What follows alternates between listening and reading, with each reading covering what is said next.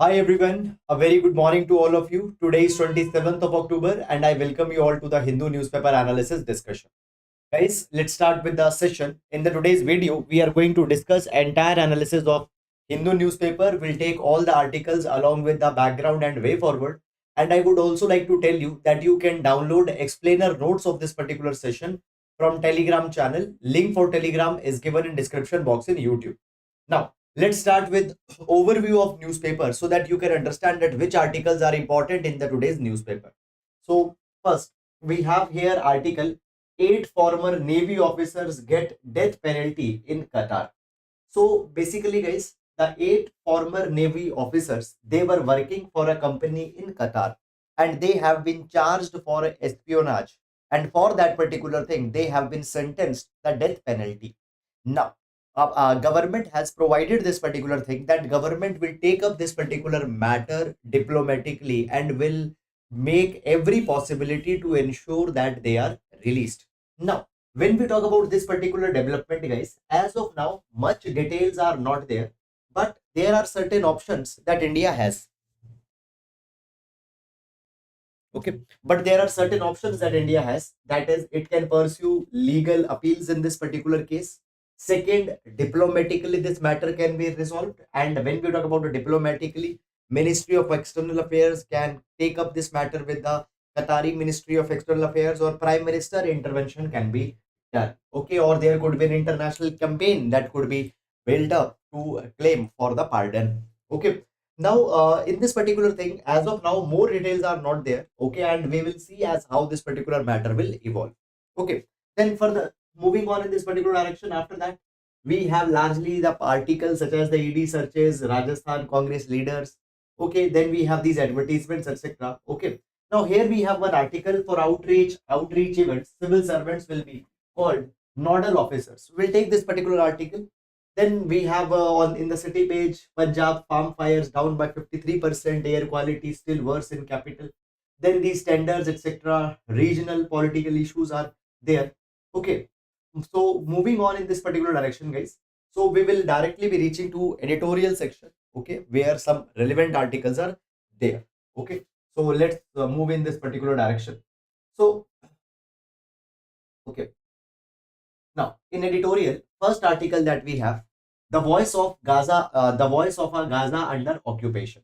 Okay, now guys, as we talk about the Gaza and this Hamas and Israel issue that is going on, understand this particular thing that every article on this particular line is not to be traced, which is giving the ground nitty gritties and reports for your exam point of view.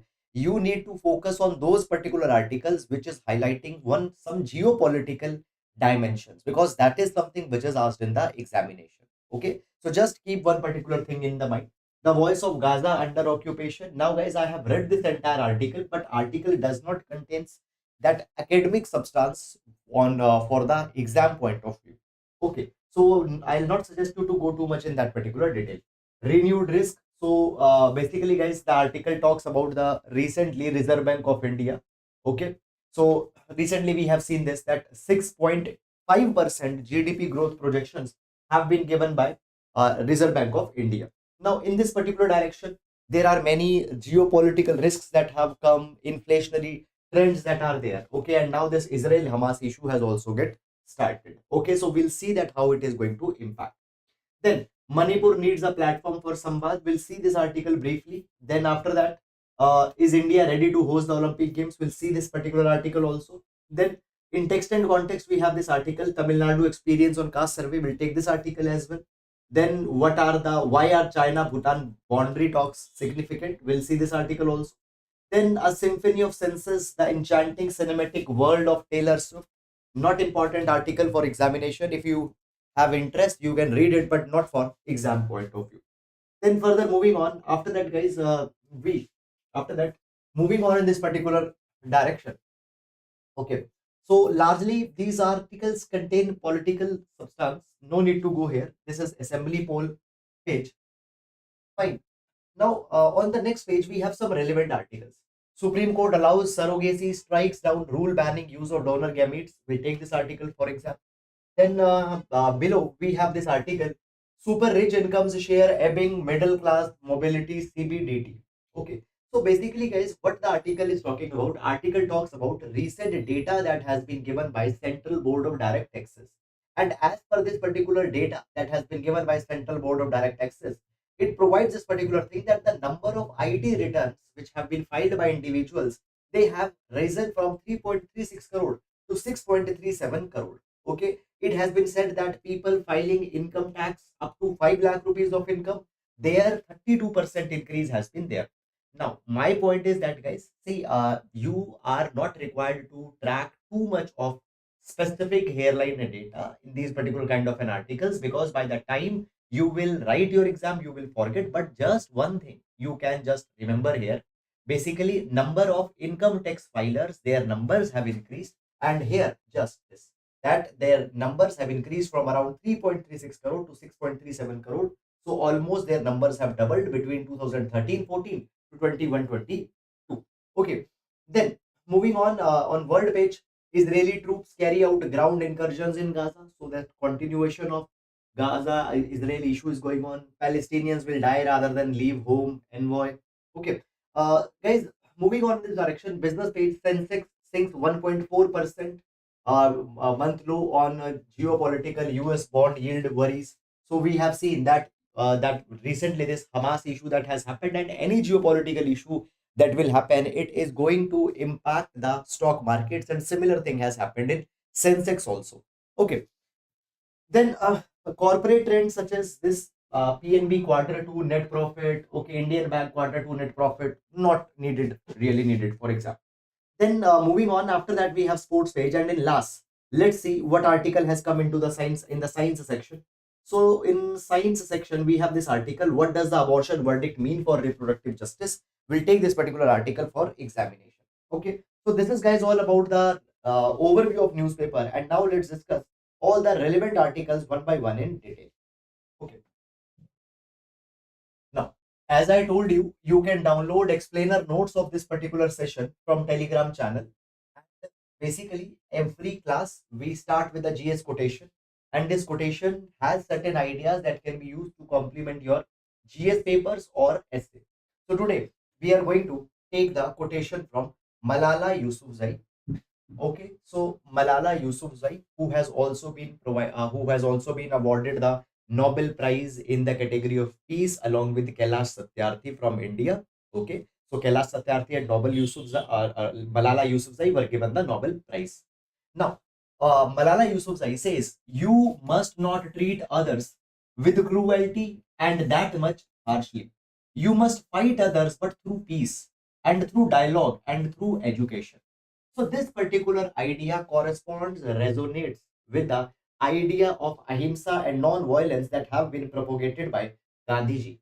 So as Gandhiji says that the dialogue, sensitization and education should be the prominent ways by which you keep forward your viewpoint. Similarly, Malala Yousafzai says this thing, that you should not treat others with cruelty, you should not treat others with harshly. Even the fight should be taken through peace, through dialogue, samvad, as well as through education. Okay. So you can use this particular idea in GS paper number 4 ethics. GS paper number 4 ethics. Okay. Sir, synoptic notes are already provided in your Telegram channel. Aren't they uploaded on Telegram? Let me check that. Okay. So I think I remember that I uploaded it. Okay, no issues. No issues. Don't worry. Okay, now please check again on your Telegram channel. Synoptic notes have been uploaded there. Okay, just you can check that again. Okay, now let's take first article. Let's take first article. Okay, so first article that we are going to take. What does the abortion verdict mean for reproductive justice? What does the abortion verdict mean for reproductive justice?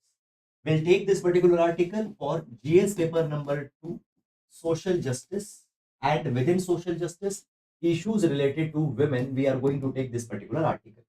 Now, before going on in this article, first of all, you need to know background as why this article has come. and you also need to know some basic information about this particular article. Okay, so let's start with the background first.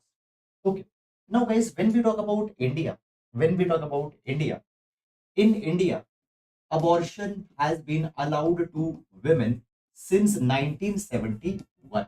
And when we talk about abortion, we have MTP Act 1971 originally, which stands for Medical Termination of Pregnancy Act. However, recently what has happened, MTP Act 1971 got amended, and now latest act which regulates abortion in India is Medical Termination of Pregnancy Act 2021. Now this particular act tries to balance pro-choice versus pro-life viewpoint. Pro-life versus pro-choice viewpoint. Now what is this pro-choice and pro-life? Let me tell you. So basically, when abortion is concerned, there are two viewpoints. Viewpoint number one, that abortion is like the murder and abortion should not be allowed. They gave more importance to rights of unborn child. That is called as pro-life viewpoint. But pro-choice viewpoint gives more importance to women's autonomy, women's bodily autonomy. They say that at the end of the day, it is women who has to carry forward pregnancy. So women rights should be given more importance. That is pro choice. Okay. Now, when we talk about MTP 2021, it has balanced both. How it has balanced both? Let me tell you this particular thing. So, basically, when we talk about MTP 2021, okay, it provides this particular thing. It provides this particular thing that a woman can abort pregnancy till 20 weeks. Women can abort pregnancy till 20 weeks on the basis of advice given by one registered medical practitioner. She can abort pregnancy between 20 to 24 weeks on the basis of advice given by two registered medical practitioners. After 24 weeks, she cannot abort the pregnancy, but only under rare circumstances she can abort the pregnancy. What are those rare circumstances? Rare circumstances is number one, that if child that will be born will have some severe abnormalities or will have some deformities or will have some life-threatening condition, only then abortion can be taken up. And second condition is that if continuation of pregnancy involves a substantial risk to the health or the well-being of the mother, then abortion can be carried. So till 20 weeks, one registered medical practitioner advises that abortion can be carried. 24 week, if two registered medical practitioner advises, and beyond 24 week, only in rare circumstances such as I have discussed, abortion can be carried. And for that, there will be a medical board that will be constituted and medical board will give the approval. Now, if you see here, till 24 week, there is a wide range of possibilities in which women can abort. So more importance is given to women autonomy. More importance is given women's independence. But after 24 week, in very limited circumstances, abortion can be taken up. So here we are giving more importance to pro-life, that is the right of unborn child. Okay. Now, first of all, as we talk about MTP 2021, it applies to both unmarried women as well as married women. Both are covered. Okay, fine. This is something that is there. Now, recently, one particular case was in news, and we have seen it also few days back. What happened? One married woman who was 26-week pregnant. She was married. She was already the mother of two children, and she was 26-week pregnant. She approached Supreme Court, and she wanted permission from Supreme Court to abort the pregnancy. Now, why she want permission from Supreme Court? Because if you see, because of you, if you see, after 24 week, medical board will give approval, and medical board will give approval only if these two conditionalities are being met. For example, child having some abnormalities or pregnancy is risky. But in the case of this woman, medical board said that neither pregnancy is risky nor child is having any abnormality. Child is healthy, even pregnancy is safe. But women still wanted that she should be allowed to abort because women said this thing that she is physically, emotionally, mentally, financially, and medically unable to raise a third child. She said that she is suffering with postpartum depression. She is suffering with postpartum depression. So often, women who have delivered a child, after the delivery, they face a clinical depression, which is called as postpartum depression. So this woman said that she was facing with this postpartum depression. Okay. Now what happened? Supreme Court finally denied that woman that she cannot abort pregnancy. Supreme Court provided this particular thing that see, we respect women's autonomy, we respect women's independence, but at the same time, we cannot be blind to rights of unborn children. We cannot be blind to the rights of unborn children. Okay, their rights is also important. So basically, Supreme Court has recognized the fetal right to life. Supreme Court has recognized fetal right to life. Now, I just want to give you one reference. 1 year back, what happened? Supreme Court in X versus NCT case. Supreme Court in X versus NCT case had already acknowledged that women's right to choose is to be given importance. Women's right to choose is to be given importance. Okay. And in that capacity, abortion was held that abortion should always keep in mind women's bodily autonomy. But in present case, we find that women's bodily autonomy has been considered secondary. Right of fetal child has been considered as primary. So this is something that the Supreme Court has come out with. Now, guys, understand this particular thing. Any right, whenever it is given, it is not supreme. It is not absolute. Every right will have certain limitations. So even bodily autonomy of women will have a limitation. Bodily autonomy is important, but when the right of unborn child is there, it becomes more important in this particular case. In this particular case, as Supreme Court has provided. Now, by this particular judgment, there can be certain hierarchies that can be created. There can be hierarchies that can be created. For example, autonomy of women is important. Autonomy of the women will be important, but understand this thing. Let's consider certain cases. Let's consider certain cases. For example, there is a married woman, there is an unmarried woman. Okay, let's say there is a or let's take example. There is a married woman and pregnancy is out of that marriage. Okay. Another case, a woman who was raped and pregnancy is because of the rape. Pregnancy is because of the rape. Now this woman who has been raped, she wants to abort the child. Okay, because child was not born out of love, child was not born out of consent, child has been will be born out of the rape. So this woman's bodily autonomy. Now other women, she is married and out of the marriage child is now will be born, she also has bodily autonomy. But in both the cases bodily autonomy is not same. In both the cases bodily autonomy is not same. Now let's say both the women want to abort the child. Both the women want to abort the child. In this case, bodily autonomy will be given more importance, but in this case, bodily autonomy might not be given that much importance. Right to life will given more importance, and the same thing Supreme Court has done. As I told you that in present case, women was married. Women was married. She also pregnancy did not had any risk, so bodily autonomy was considered as secondary, and life of right to life was given more importance. Now, point is that basically it has said that many more questions have actually been opened up. Many more questions have been opened up. Supreme Court need to further define that what fetal right to life actually means. Okay. Now, when we talk about abortion, in the abortion, often there is one viability theory that often comes forward. Now, what is viability theory? Viability theory. So basically, viability theory means, okay, you see, after a particular time, after a particular time, fetus can survive outside the women body also on the medical support. On the medical support, outside the women's body also, fetus can survive. Okay, so it is provided, and this viewpoint has been prevailed for long, that after fetus is viable, okay, after fetus is viable outside the body, then abortion should not be allowed. Abortion should be allowed only till that time when the fetus cannot survive outside the women body. And for that thing, these ranges of 20-24 weeks has been there. These ranges of 20-24 weeks have been there. Okay. Now, guys, when we talk about India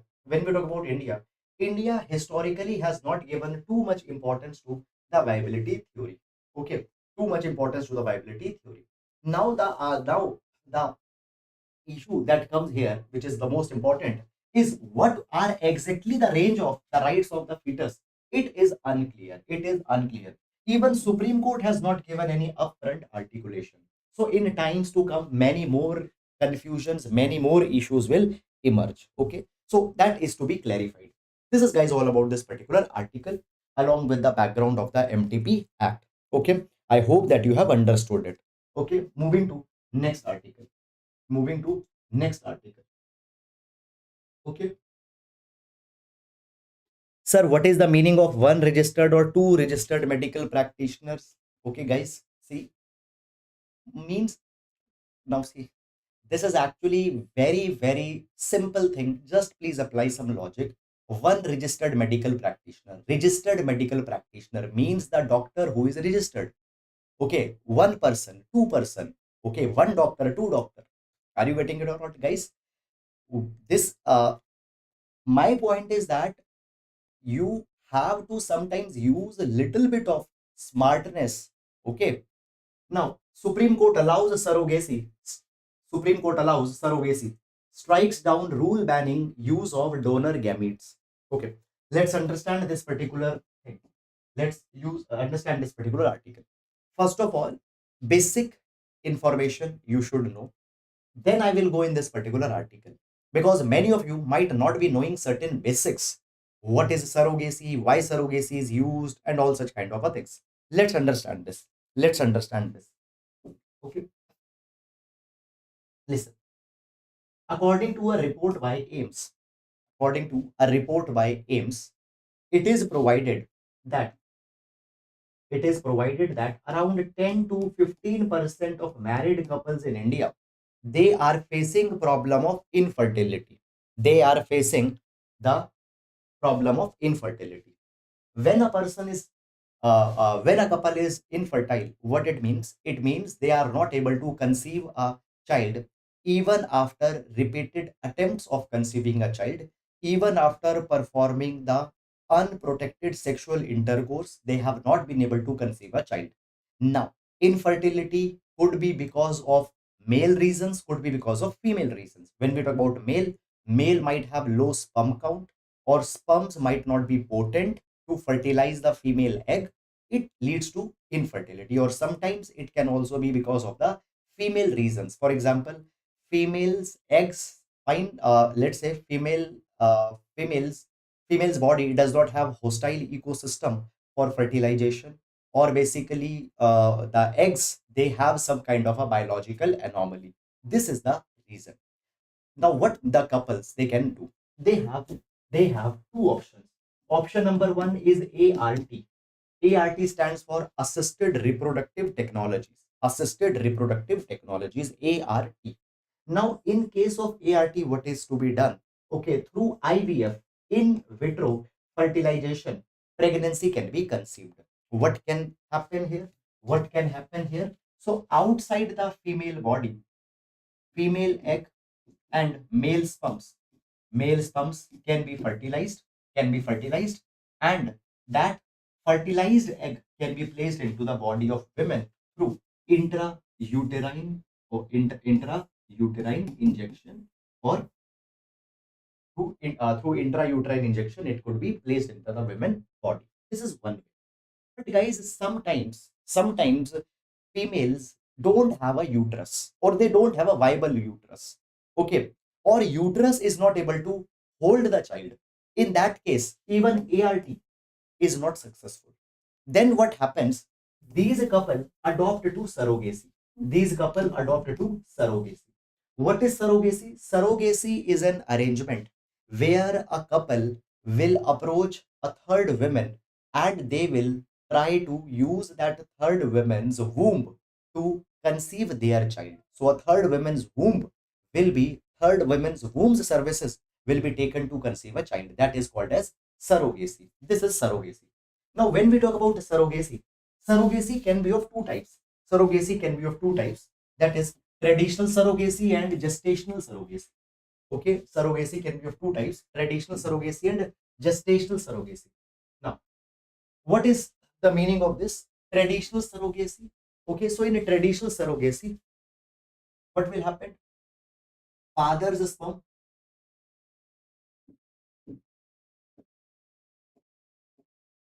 what will happen? Father's sperm will be used. Father's sperm will be used. Okay, so sperm of the father will be taken up, and the egg of the female surrogate mother, egg of the female surrogate will be taken. Egg of the female surrogate will be taken. Okay, outside the body of the female surrogate, this particular egg and the sperm will be fertilized. Okay, and then through intrauterine injection, this particular fertilized egg will be placed into the body of a surrogate mother. It will be placed into the body of a surrogate mother. Now, when we talk about traditional surrogacy, in traditional surrogacy, the surrogate woman, she will be genetically linked to the child. Why? Because her egg is being used. Her egg is being used. So she will be genetically linked to the father. This is traditional surrogacy. Now, when we talk about gestational surrogacy, in gestational surrogacy, what happened? Intended fathers, intended father's sperm will be taken. Intended father's sperm will be taken. Okay, and intended mother's egg will be taken. Intended mother's egg will be taken.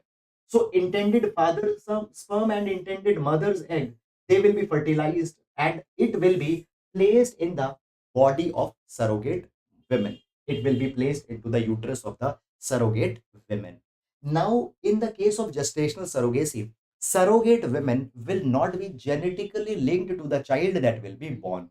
Okay, because the child that has been born, has been born out of the intended father's sperm and intended mother's egg. So genetically link is not there. Okay, so these are the two types of surrogacies that are there. Now, often in a traditional surrogacy, there can some legal issues that emerge because the surrogate mother is genetically linked to that particular child. So therefore, gestational surrogacy is something which is more preferred and which is more promoted. Now, when we talk about surrogacy in context of India, surrogacy in India was largely an unregulated it was largely an unregulated activity before the Surrogacy Regulation Act of 2021 came. Before Surrogacy Regulation Act 2021 came, what happened? There were organized rackets, there were organized services that were going on, which were uh, providing such kind of an arrangements that the married couple, intended parents, they can go reach to a woman, can give that woman some money, and can make that woman surrogate mother. So these things were going on, but many number of times it led to exploitation of poor women. And there have been the news that many number of times 65-year-old women, they have become surrogate. Now, during this time, their body is not biologically capable to conceive a pregnancy, but they are giving surrogacy services just for the sake of some money. And often contracts have been breached, exploitation has been done, middlemen, they have exploited surrogate women. So, because of that, the Surrogacy Regulation Act 2021 was introduced. And this Surrogacy Regulation Act 2021, it aims to curb unethical practices that is going on in surrogacy, exploitation of surrogate mother, many number of times through surrogacy, sex selected children, male children, they are also being preferred. All these things are going on. Now, as we talk about surrogacy, it provides now surrogacy, only that couple can opt for surrogacy who have no other option, and they need to produce the certificate of eligibility. Second, only married couple who are married for 5 years and for 5 years who are not child, they cannot opt for surrogacy. Third, third, surrogate mother has to be close relative of the couple. Now understand this particular thing. There are two type of surrogacies. One is altruistic surrogacy and other is commercial surrogacy. In altruistic surrogacy, what is happening? A person who is becoming surrogate mother is not becoming mother for some commercial benefit, for some monetary benefit, out of altruism. Okay, they are doing it. So in now what has happened? This Surrogacy Regulation Act 2021 has banned commercial surrogacy. Only altruistic surrogacies are to be taken up. So surrogate has to be a close relative of the couple. Okay, a married woman with children of her own and should be aged between 25 to 35. Also, it provides this thing that the single women can also opt for surrogacy. Now, that she has to be either a widow or she has to be divorced and should be between age of 35 to 45. But single men are not allowed. Single men are not allowed for surrogacy. Surrogacy. So this is, guys, all about the surrogacy. This is, guys, all about the surrogacy. Now, moving on in this particular direction. Okay, now what this present issue has come out. Now, what is this present issue? So in present issue, what has happened? In present issue, what has happened? Supreme Court has protected the right of parenthood of a woman. Now, there was a woman, and this woman was diagnosed with Mayer Rokitansky Kuster Hauser syndrome. Okay, now what is this syndrome? In this particular medical condition, women has absent ovaries and an absent uterus. Neither women has ovaries nor there is a uterus. If ovaries are not there, that women will not be able to produce the eggs. And if uterus is not there, even that women cannot conceive a child. So the women having Mayer Rokitansky Kuster Hauser syndrome are not able to conceive a child and are not able to conceive a pregnancy. And for them, only option is surrogacy. Only option is surrogacy. Now they are trying to take the help of surrogacy, but government recently has come out with a notification, under surrogacy law, and provides that the parents cannot use the donor gametes, cannot use the donor sperm or donor egg. Donor sperm or donor egg cannot be used. Okay, egg and sperm should be of intending parents only, but in the case of this woman, she has absent ovaries, she has no ovaries, and as this woman has no ovaries, she cannot produce the eggs of her own. So for them, only option is to take some donor women's eggs, but government has banned the use of donor gametes. Okay, so therefore they approached the Supreme Court and challenged this particular amendment, said that it is leading to violation of their right to parenthood. And Supreme Court also said this particular thing, that what was the objective of Surrogacy Regulation Act? Objective was to prevent unethical practices, and objective is to prevent exploitation of surrogate women. It was not to restrict the right of parenthood. So therefore Supreme Court had said that this was not the original intention, and Supreme Court is protecting the rights of this couple. Okay, now one thing you need to understand, guys, that you are not really required to have details about specific cases, but surrogacy as a whole becomes an important topic after this particular development, and usually also surrogacy has been an important one topic. Okay, so that is all, guys, about it. And now let's move to next article.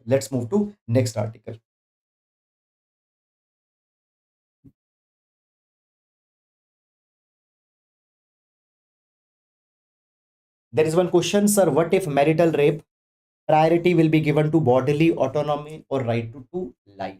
Now, on this case, already Supreme Court gave a ruling in 2022, and Supreme Court provided that marital rape can be used as a valid ground for abortion. Okay, so here more importance has been given to the right to bodily autonomy of women. It has been given more importance. But here also one more important thing you need to keep in mind. It is that when you are applying for abortion, if you are applying for abortion till 24 weeks, then bodily autonomy of women will be given more importance, and even the ground of marital rape will be adopted. Okay, even after 24 weeks also it can be adopted, but then there will be certain conditionalities that will come. Okay, okay, this is about it. I hope this is clear. Now, the Tamil Nadu experience on caste survey. The Tamil Nadu experience on caste survey. Now, again, first of all, let's understand basic information about this particular article. And before that, what will be utility of this article? Utility of this article is that it is going to be important for GS paper number 2, caste and politics. And even in GS paper number 1, caste and politics, this article can be important. First of all, what has happened recently, Bihar government carry the caste survey. Recently, what happened, Bihar government has carried the caste survey. Bihar government has carried the caste survey. Okay, what is caste survey? Caste survey was an exercise in which they counted the number of people from backward caste. And Bihar government has released their report also recently on 2nd of October, and they provide that 63% people in Bihar, 63% people in Bihar, they belong to other backward and extremely backward classes, other backward and extremely backward classes. And on this particular basis, they are asking that more reservation should be given to the backward classes. As we talk about the present arrangement is this, that present arrangement is this.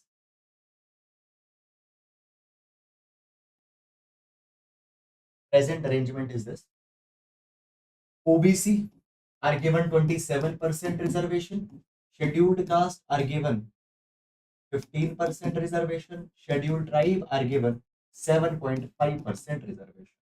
Okay, total 49.5% reservation is given.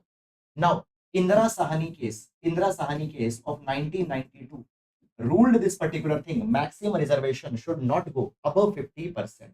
And even before that, this was observed as a rule that maximum reservation should stay within 50% limit. This was the reason. This was the reason that when OBC reservation was given, actually OBC reservation was not from the start. OBC reservation was given on the basis of the Mandal Commission. It was given on the basis of Mandal Commission, and actually it was given in 1990. Mandal Commission was constituted in 1979. It recommended, it gives its report in 1980, and in 1980 it suggested 27% reservation is to be given to OBC. But immediately it was not given. It was given 10 years later, that is in 1990. Okay, but why 27% reservation to OBC? Because maximum should be within 50%. So 27% was the available space that was there. Okay. Now what has happened? Bihar government has come out with this thing that actually population of backward people, OBC and EBC, is 63%, but you have given 27% reservation. So there is a need to increase this reservation from 27% to at least 50%, 60%, something like that. They want to increase that. And now different political parties have come forward and they demand that nationwide caste census should happen. And on the basis of population of backward people, reservation is to be revised. Okay, that is something that has come out with. Now, this particular article is taking up the example of Tamil Nadu. By the way, guys, let me tell you, Tamil Nadu gives 69% reservation. Tamil Nadu gives 69% reservation, which is already above the 50% limit. One thing. Second thing, one more thing I would like to tell you, that though Indra Sahani judgment said that maximum reservation should be not more than 50%, but already, guys, what happened? By the 103rd Constitutional Amendment Act, additional 10% reservation for EWS, economically weaker section, has already been introduced. So today, total reservation reaches to 59.5%. Now, because of this particular thing, political parties, they are putting more pressure.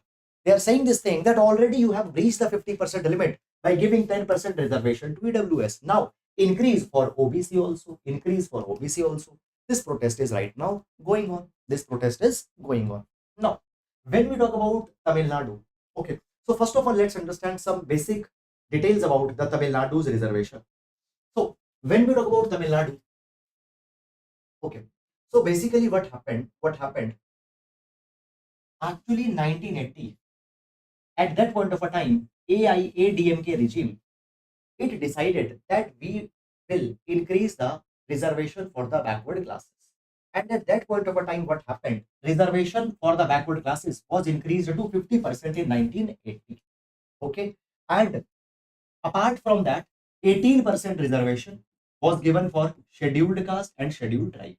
So total reservation became 68%, 50% for OBC and 18% for scheduled caste, scheduled tribe, 68%. Later word, 1% more. Later word in 1990, 1% more was given to STs, and total reservation in Tamil Nadu becomes 69%.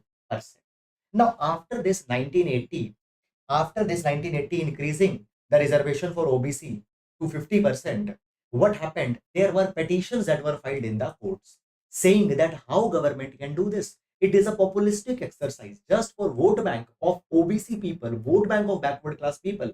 They have increased their reservation from 31% to 50%, and objective study needs to be there. And actually what happened, first reservation was given, and after the reservation, the commission for backward classes was established, okay, in 1982. Now basically this article, why this article is coming, this article says this particular thing, that now political parties, now right now political parties across India, after Bihar episode, says come out with the caste census, and on that caste census will recommend a definitely increase in the reservation for OBC. This article says no, it will not always happen, because this commission of 1982, which was brought in Tamil Nadu, it recommended the reduction of reservation. Reduction of reservation. Okay, so basically, this 1982 commission, this 1982 commission, it got a divided opinion. It got gave a divided opinion. One section wanted that reservation should be brought back to 32%. From 50%, it needs to be brought back to 32%. And one set group said that no, you can continue with the 50% reservation. But finally, what government of Tamil Nadu did at that point of a time, government of Tamil Nadu finally decided that we will continue with 50% reservation only. We will not reduce the reservation as suggested by the dissenting members of the 1982 Backward Commission of Tamil Nadu. So this is an example. This is an example that the commission on the backward classes can even suggest the reduction in reservation. Reduction in reservation. Now, basically, as we talk about Tamil Nadu, okay, if you remember, Indra Sahani case, I told you it came in 1992, and Indra Sahani case said that maximum reservation should not be above 50%. Now, in order to protect the reservation, Tamil Nadu put their law under the ninth schedule. Put their law under the ninth schedule. So, under a ninth schedule, if you put a law, you might have read already in your Lakshmikant that it gives a protection, that those particular laws, even if they are going against the fundamental rights, they can continue. Okay, so this is something that has happened. Okay, I hope that you have understood it. Now moving to next. India's green hydrogen move may worsen pollution if steps are not in place, says a study. Okay. Okay. Now, let's understand first of all the basic information. This article we are going to see with respect to GS paper number 3 environment and GS paper number 3 science and technology. Now, let's understand some basic information first. So, basically, so, so basically, guys, now we are moving towards green energies. We are moving towards green fuel. And as we are moving towards green energy and green fuel, in this particular capacity, hydrogen becomes an important source. Hydrogen becomes an important source. Now, when hydrogen, when hydrogen is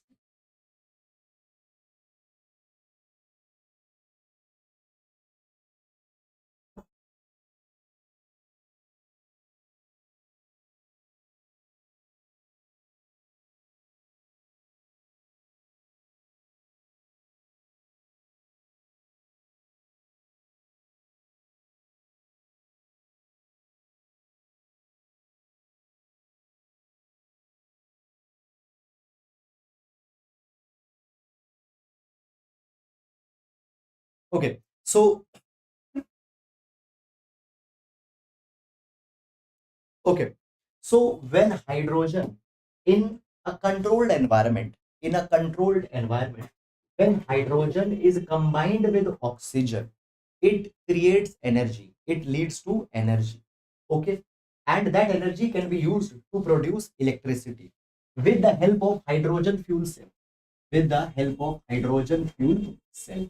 Okay, and today we have perfected the technology of hydrogen fuel cell, and by this hydrogen fuel cell, electricity that is generated can be used to power cars, can be used to power public buildings, airports, etc.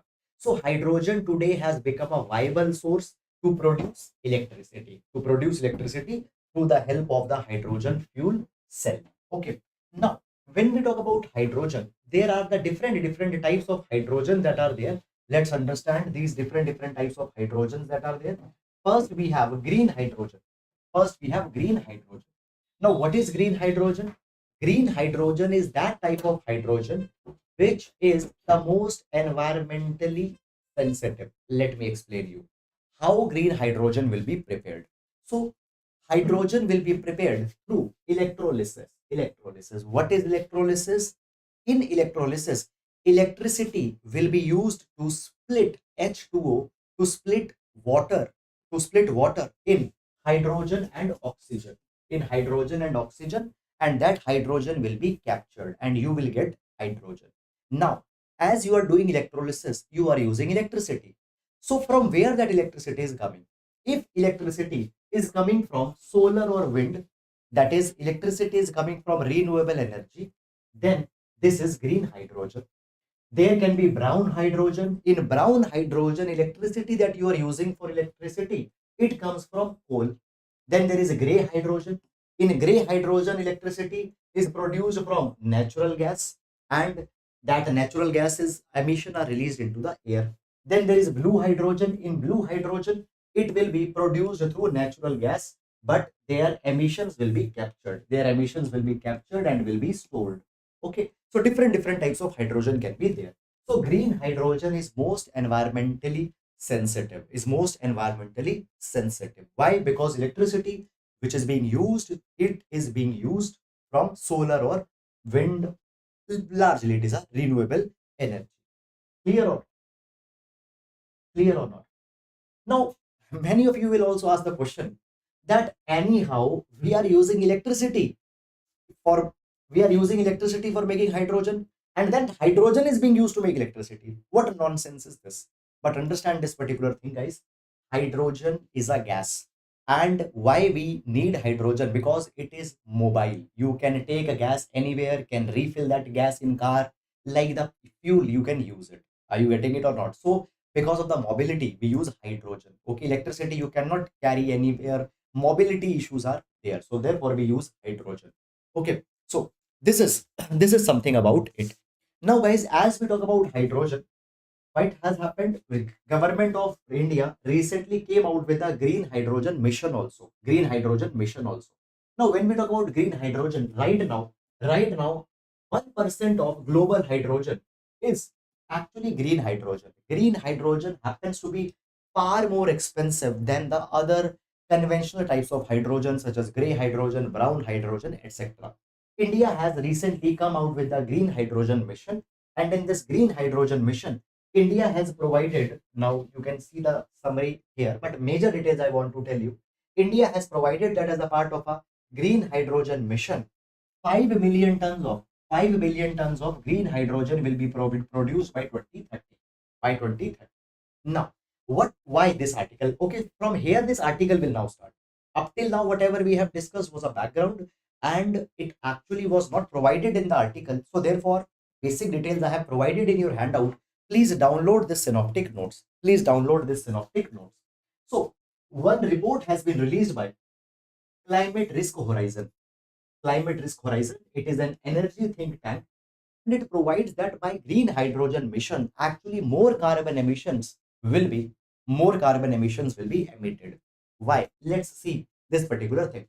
So they say that as per green hydrogen mission, government expects to manufacture 5 million ton of hydrogen by 2030. Okay. Now, what you will do for hydrogen? Now, see, as you want to deploy hydrogen, for making hydrogen, you need to deploy solar energy, you need to deploy wind energy. Okay, because from solar and wind energy, electricity that will come, that electricity will be used for green hydrogen. So what you need to do? You need to install renewable energy capacity. And for making 5 million ton of green hydrogen, you need to install renewable energy capacity of 125 gigawatt. 125 gigawatt. Okay. Now, guys, it is equal to 13% of India's present electricity generation, combining both coal, renewable, and all other sources.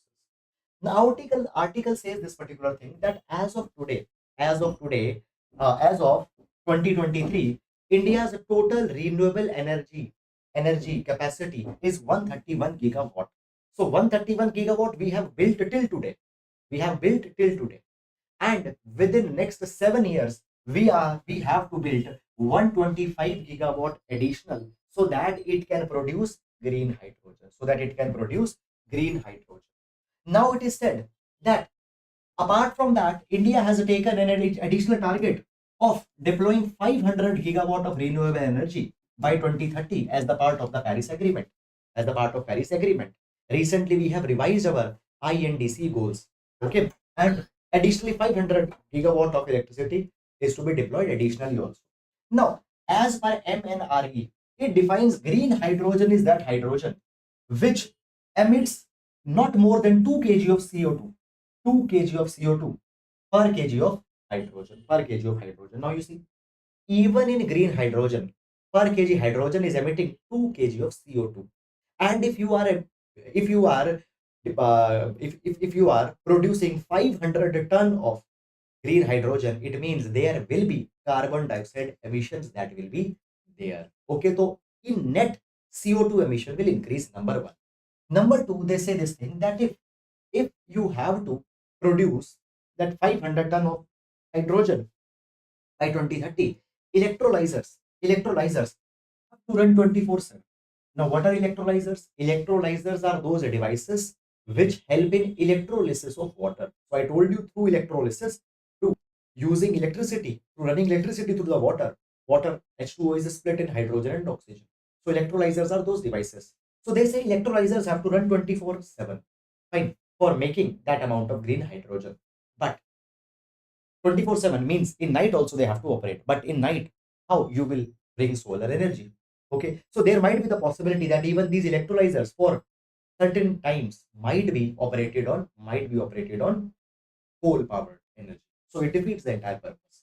So this is the critical analysis, critical assessment of green hydrogen mission of India. Okay, I hope that you have understood it. Okay. Sir, please explain Coelho case, review ninth schedule. Listen, what is a Coelho case? A very simple thing. In IR Coelho case, Supreme Court provided this particular thing that no section or no part of the Constitution is immune to judicial review. Even the laws that have been placed in ninth schedule after 1973, even their judicial review is to be taken. That was something that is to be provided. So point is this, that if Supreme Court will decide and if they want, still even ninth schedule laws they can question. Okay, so it is not a blanket ban. It was ruled in IR Coelho case. Fine. I hope guys that you have understood it. Now, moving to next article. What are the China Bhutan boundary? Why are the China Bhutan boundary talks significant? Okay, by the way, guys, yesterday we have discussed this particular article in much more detail with the map that what is this entire issue. Okay, similar thing has come even in today's newspaper. Incidentally, we discussed all this thing yesterday only. By the way, let's see this. So basically, when we talk about guys, China and Bhutan.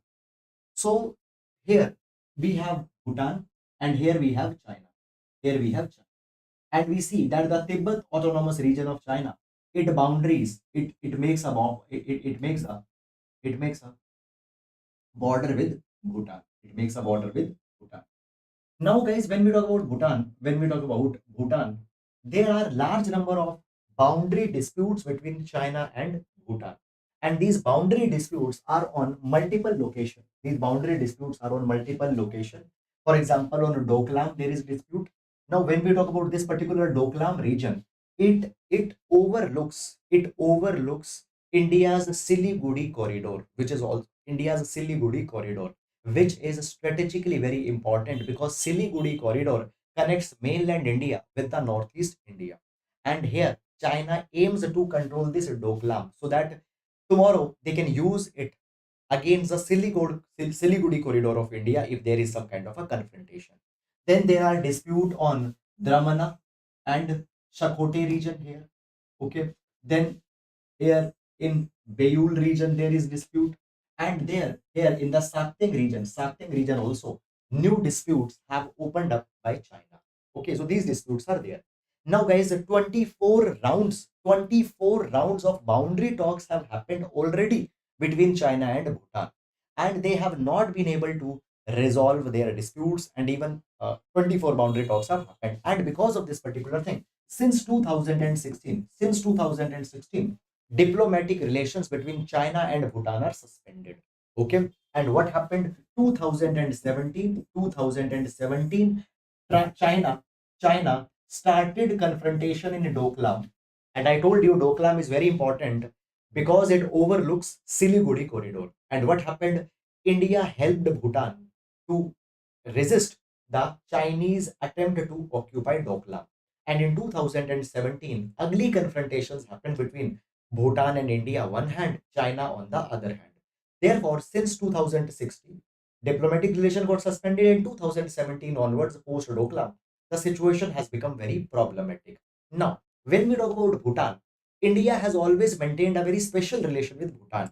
India has provided a large number of subsidies to Bhutan on almost all things, even in the LPG, even on social security front. A lot of subsidies are provided, supported by India to Bhutan.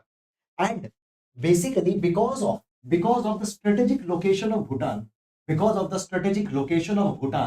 India always wants that Bhutan should maintain distant relations with the China. Okay, and India expects that certain red lines Bhutan will never cross when Bhutan is talking with China. When Bhutan is talking with China. Now, guys, what has happened? Now, this is entire background. This is entire background that you should know first. Now, after this background, you should approach this particular article because this article starts from this point now. Now, what has happened? What has happened just recently? Just recently, 25th round of boundary talks was held between China and Bhutan. Bhutan's foreign minister visited China, and there they have held this 25th round of boundary talks. And there they have signed. There they have signed cooperation agreement on the responsibility and functions of the joint technical team. So a joint technical team will be created, and this joint technical team will try to resolve the boundary disputes between China and Bhutan. And it will be based on three-step roadmap. It will be based on three-step roadmap. Now, what is this three-step roadmap? Let me tell you. So this three-step roadmap means number one, the border will be cleared, border will be decided on the table, on the map. Then there will be the visiting of the sites on the ground. There the border will be demarcated, and then formally the border will be demarcated. So first on table, then on site, and then formal border demarcation will happen. And through this three-step formula, border demarcation will happen, and a technical team will start their work. Moreover, when this meeting between Bhutanese foreign minister and China happened, they also decided that they will resume their diplomatic relation. They will resume their diplomatic relation. Now, India. Okay, and as I told you that 4 round boundary talks became inconclusive. Doklam standoff came in 2017. So since then, all their relations actually were virtually like suspended. Virtually like suspended.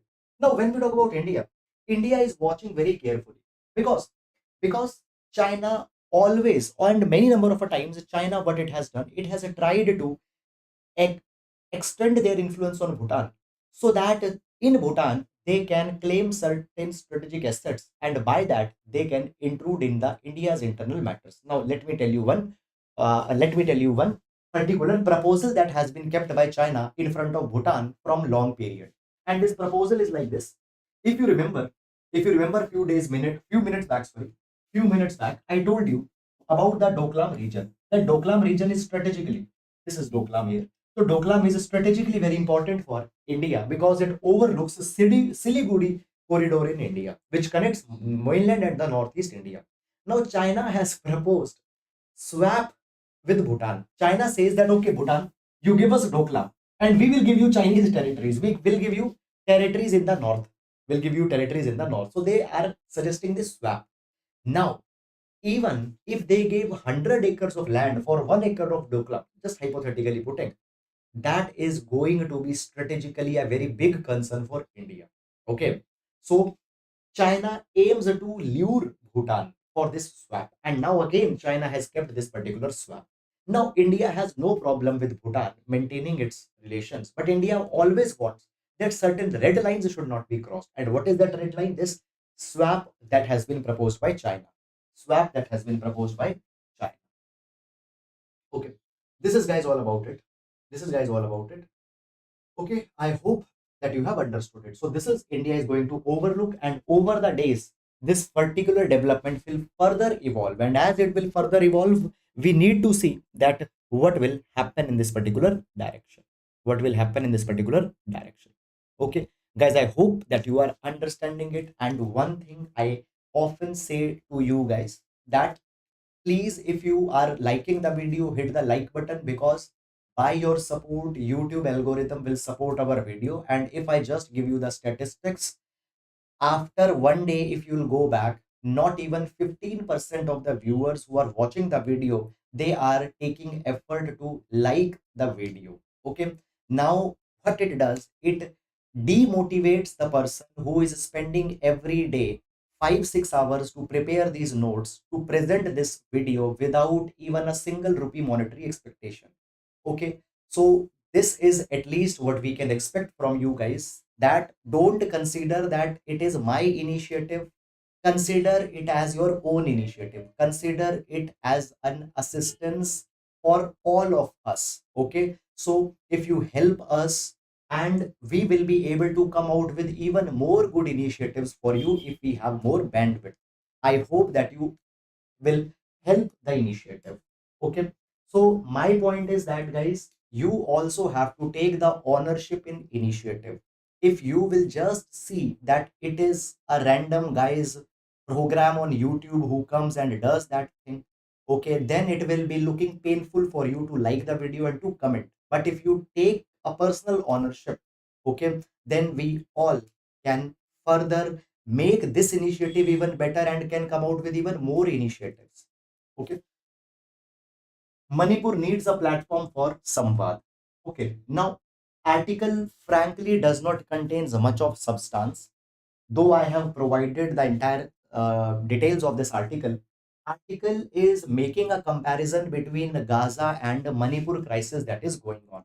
So article provides this particular thing, that what has happened since 7th of October, the crisis between Hamas and Israel has started. First, what happened? Hamas carried an attack on Israel, and then Israel has started the counter-offensive attack, and thousands of people have died in Gaza. So it is said that we are saying that we should help Gaza and all such things. The Palestinian cause, we are saying that we need to support. But a kind of a crisis is going on in Manipur also from 5 months. So intensity of violence is less compared to Hamas, but crisis is going in Manipur. And we find this particular thing, that different groups, they have come out with contradicting truths. All the groups, what they are doing, they are opposing the other group. One group opposes the other group that they are partly responsible for this particular crisis. And crisis is far from over. There is no visibility that when the crisis will be over. And now there is a need that a holistic truth is to be find out. Okay. Article says that people of Manipur might have forgotten that there is a multicultural life that always prevailed in Manipur. And now there is a need of a samvad, a dialogue of openness, where the people from different cultural backgrounds come forward and resolve their differences and find a meaningful, long-lasting truce, long-lasting peace. That is it. Okay. Okay. Beyond that, guys, nothing much is there in this article. Is India ready to host the Olympic Games? Okay. Now, this particular article is talking about recently, Prime Minister has said that India aspires to host a 2036 Olympic Games. 2036 Olympic Games. And it shows India's spirit, that India wants to showcase itself as a sporting nation. Now, guys, when we talk about Olympics, hosting Olympics for any nation is an event of pride. By hosting Olympics, any nation can showcase their culture, can showcase their society, can show their economic progress, their infrastructure, everything to the world stage. So when Olympics is held for 16 days, entire world talks about the Olympic Games and the country that is hosting Olympics. So therefore, Olympic it becomes a moment of pride, but Olympic also becomes a double-edged sword. Why? Because over the past we have seen this particular thing that as Olympic is taken up, it puts an inordinate burden on the finances of a particular nation. Unnecessary infrastructure assets are created which are useless virtually after Olympic Games. Now, guys, this particular article is just putting that particular thing from both the sides. But one thing I just want to suggest that on Wednesday, today is Friday, day before yesterday, that is on Wednesday, I have taken one full page article from text and context about the Olympics, where we have discussed that how Olympics they have been criticized for being unsustainable, for being financially unviable, and they put a lot of social burden on the state. Now, comparing to that article, this article does not contain much of the substance. So, if you have watched the day before yesterday's analysis, that is Wednesday's analysis, no need to read this article. And if in case you have not seen Wednesday's newspaper analysis, that I will suggest you, please go to Wednesday, that is 24th of uh, um, 25th of October, day before yesterday, and watch that particular article. It contains all the issues related to the Olympics and the problematic areas that are there. Okay. So so the article says that when we talk about hosting the game, it puts a lot of pressure on sporting bodies, on government, on finances. Even the Paris Olympics that is going to take place in 2024 in Paris, the culture department are working with museum. Every local garden has some Olympic history. Okay, roads are just being earmarked for the Olympics. Many number of times, it puts inordinate pressure also. So therefore, country needs to think before hosting such kind of events. Okay. Now, we have this one article which has actually become more of a political controversy. So basically, guys, what happened recently? Center government announced this particular thing that the civil servants will become Rath Prabharis and will participate in Viksit Bharat Sankalp Yatra. Now, what is this Viksit Bharat Sankalp Yatra? So basically, government says that civil servants need to reach the communities and need to tell them about the government schemes, about government programs about sanitation, social development, social reform. Now, opposition political parties are saying that it is nothing but an attempt by the ruling government to use civil servants to become their ambassadors for 2024 elections. 2024 elections. Okay. Now, center government has said, clarified that these civil servants will not be called as Rath Prabharis. They will be called as nodal officers. And it is not any poll agenda. It is not a poll propaganda. It is just an attempt to make people aware, to get people sensitized about the government schemes and programs. It is a part of information, education, and communication campaign. So basically, government aims 2.6 lakh gram panchayats, 37 urban local bodies, 14,000 locations should be covered under this campaign. Okay, so this is something. So these narratives will come, and this happens all the time. Okay, no need to go too much in that particular detail. Then, guys, we have main practice question for today. So, question reads: discuss the significance of Doklam Plateau in the context of regional geopolitics. So, we discussed it today. So, this will be the question for GS paper number 2 IR. So, that is all, guys, for today. And I hope that you have understood it. And with this, we come to an end to the today's analysis. Thank you so much.